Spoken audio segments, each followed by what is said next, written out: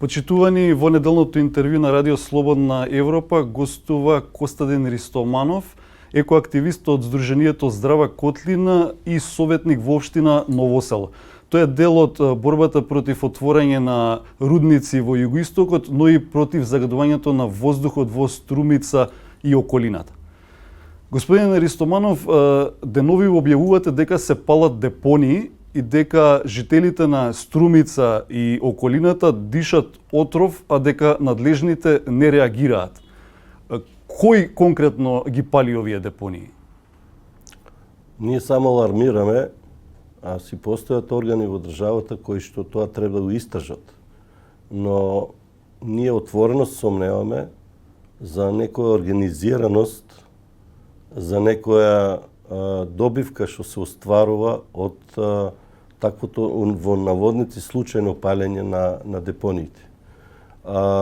Обично тоа и на последниот протест што го организиравме во Струмица, еден наш активист јасно и гласно рече да се испита поврзаноста на маргинализираните групи во општеството кои што горат кабли со бакар, точно на депониите ги горат и предизвикуваат пожари.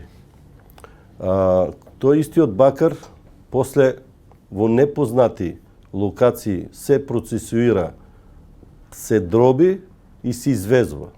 Познати се фирмите кои што извезуваат тој бакар, дури спомнавме ние и некои бројки конкретно за 3 години 17 милиони евра од извоз на бакар, таков од рециклиран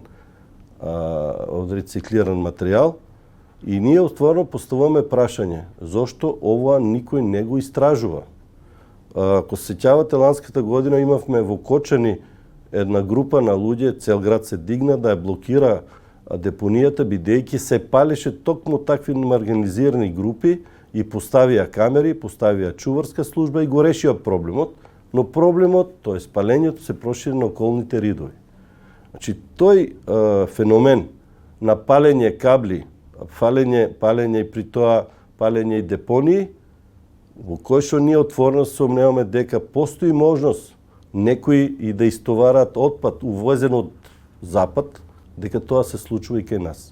Дали е така или не, органите на државата, на истрагите треба да го утврдат тоа. Доволно и според чуен глас. Но нас не загрижува и затоа нашиот револт, затоа ние протестираме, зошто никој не презема ништо и дали постои некаква си спрега на некоја организираност за сето тоа народот да го вдишува и да се трови. Спомнавте околу бакарот. Имате ли сознание каде се извезува? Во Турција. Во Турција пред нема месец дена во вредност близу 200.000 евра една фирма струмичка извезуваше таков рециклиран бакар во џамбо вреќи. Во објавите на Здрава Котлина на социјалните мрежи споменувате фантомски бизниси со рециклирање метал. Така е. Кои институции директно треба да реагираат за ова? Пред се, ние исто така имаме сознание дека од лични контакти, неофицијално, што не мора да бидат точни, дека државните институции си работат како што треба, дека инспекцијските служби били на терен, ги утврдили фактична состојба, дали препораки на повисоките органи, истражните органи сето тоа си го завршиле, но за жал таквите истраги се стават како фасцикла во некоја фиока и не се процесуираат. Тука ние отворено се сомневаме дека постои нека организираност меѓу тој што увезува, овде се преработува на отворено и се извезува. Кои институции конкретно? Царинска управа? Има овде полицијата, овде уведнителството, треба да има и од царинската управа. Оти ние немаме увид, еве не знам дали знаат јавноста, дали запознана, што се увезува во Македонија. Најголема цифра као количина увезуваме отпадоци од животинско потекло и коски од Аргентина. Дали е тоа само според шифрарникот така напишано, а каде се процесираат тие коски и отпадоци животинско потекло кај нас? Каде е тоа? Никој не води сметка што влегува и што излегува, каде се процесира и имаме ли ние такви капацитети или тоа само по документи минуваат документите? Добре, според вашите сомнежи и сознанија, кога ќе се увезе овој отпад, што потоа се прави со него тука? Зависи од како вид на отпад. Еве ние на пример имаме така наречен течен кокс кој се гори во печките во високи печки за сугорување, да кажем, кај што треба топлина. Никој не води сметка околу нумерацијата. Сите се нумерирани како РДФ, како оној неопасен отпад. А ние немаме лабораторија да го испитаме дали тој отпад да земат примероци и да го утврдат дали така. Ние веруваме на хартија. Немаме лабораторија, немаме обучени инспекцијски служби и ние всушност веруваме само на документите. Што пишува на документите, тоа. А дали е тоа, како ќе го утврдиме? Вие сметате ли дека изградба на нова регионална депонија, како што е предвидено со државните планови за управување со отпад, нема да се реши проблемот, туку дека состојбата ќе биде полоша? Зошто? 20 години се заговарат тие регионални депонии, за 20 години да одделиат дел од парите на едукација на децата од градинки, од средните и основните школи, едукација, сега ќе имавме ние 20 генерации деца со поразвиена свест и ќе се намалише отпадот на ѓубре за 50%. Проектот е толку стар и технологијата е застарена, што на Запад таа технологија веќе не се применува.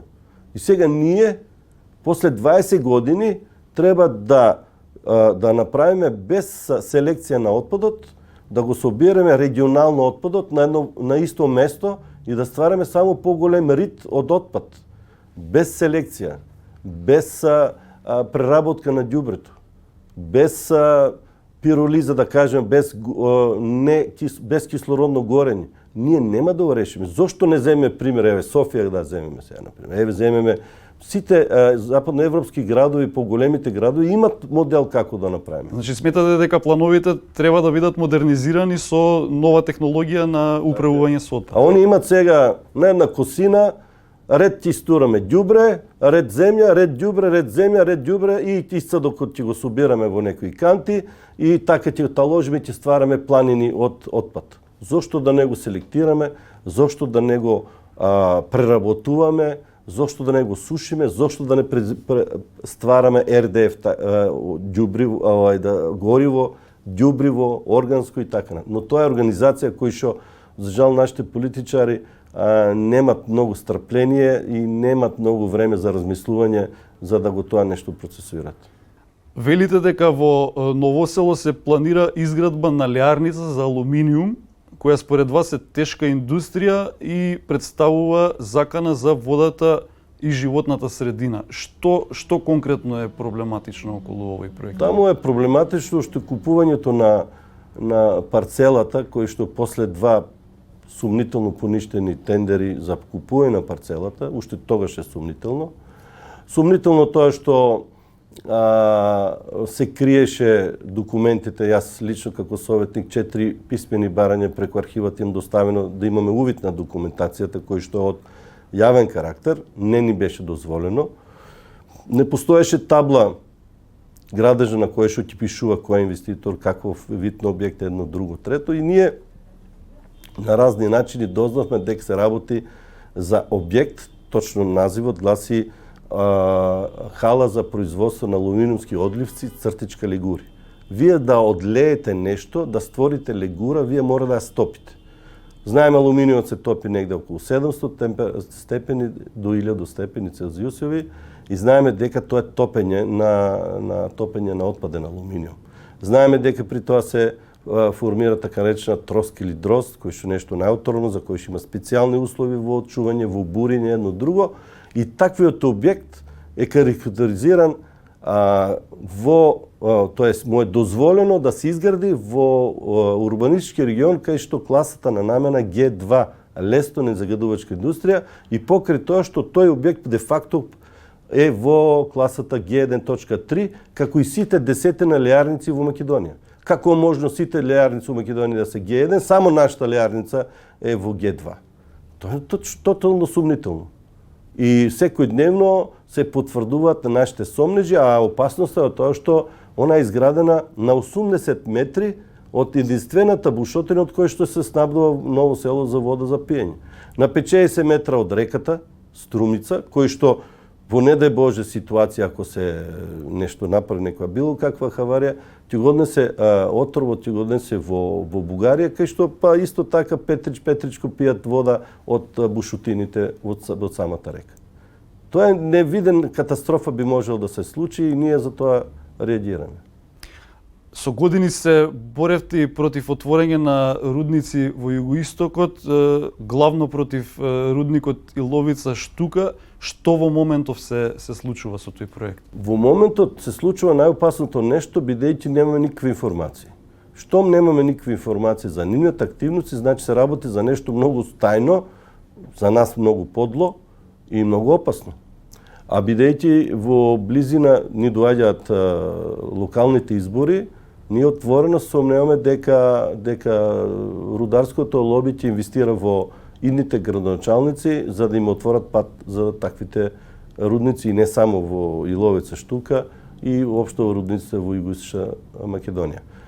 Парата буши таму кај што бургијата не може и они се силни, они се моќни и тоа го прават. Единствено ние што можеме да направиме е преку организираност на мнозинството на жителите и преку членство во советите да спречиме разни злоупотреби и затоа и толков притисок се врши, свесни сте денови дека во моментот немаме закон за кој ќе регулира учеството на независните во локалните избори, што тоа не е случајно направено, тоа е токму така направено да не спречат да бидеме гласноговорници, да бидеме очи и уши на народот. Освен Иловица, имате ли сознанија за други планови во југоистокот за отворање? Имаме, како не, имаме двориште веќе во истражна постапка.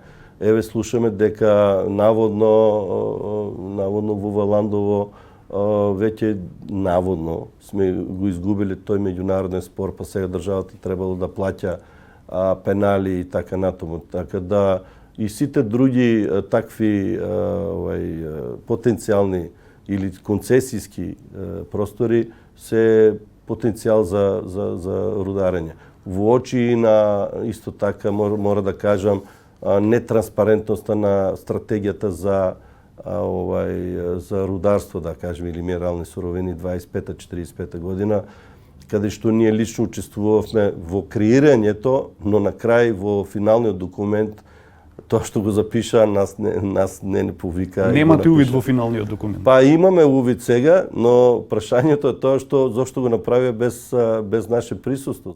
На последните локални избори преку движењето Стига влеговте во Советот на општина Ново село со цел меѓу другото одблиску да ја следите работата на локалната власт и процесот на донесување одлуки.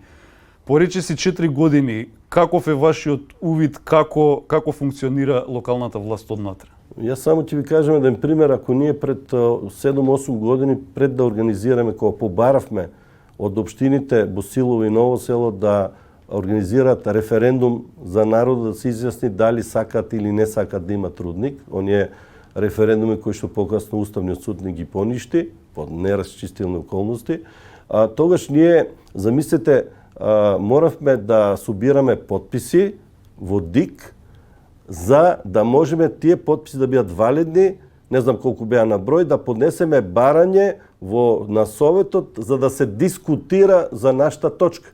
Оти немате право вие да се дискутира на советите како надвршен член, ако немате поддршка според законот колку што треба. Сега што влеговме ние внатре во советите, иако сме поеден во Босилово, Ново село и во Струмица, сепак имаме директно право да поднесеме точки на дневен ред, да се дискутира за тие точки, ние да дискутираме и така да постигнавме многу успеси. Еден од успесите е што успеавме во 4 струмички општини да се изгласа одлука кај сите едногласно за недозволување и да се вршат истраги за минералични суровини во нашата област, во иднина. Господин Ристоманов, ви благодарам за интервјуто. Благодарам и на вас. Почитувани, го следавте неделното интервју на Радио Слободна Европа. До гледање.